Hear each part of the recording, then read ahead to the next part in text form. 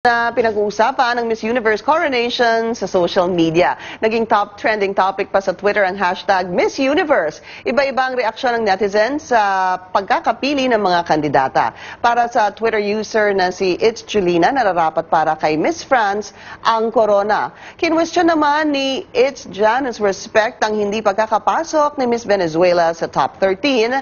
Ganon din ang opinyon ni Laura_B. Anya, hindi niya maintindihan kung bakit hindi nakasama si Miss Venezuela. Sinabi naman ng _me, unpredictable ang edisyon ngayon dahil parehong wala sina Miss Venezuela at Miss Brazil na mga top pick sa kompetisyon. Samantala, buo naman ang suporta ng mga Pilipino kay Miss Philippines, Maxine Medina, kahit na hindi niya nauwi ang corona. Nagpasalamat si Trish Ramos kay Medina at sinabing siya pa rin ang reyna. Para naman kay Adling1216, walang dapat ikahiya si Medina dahil ibinigay niya ang lahat ng kanyang makakaya.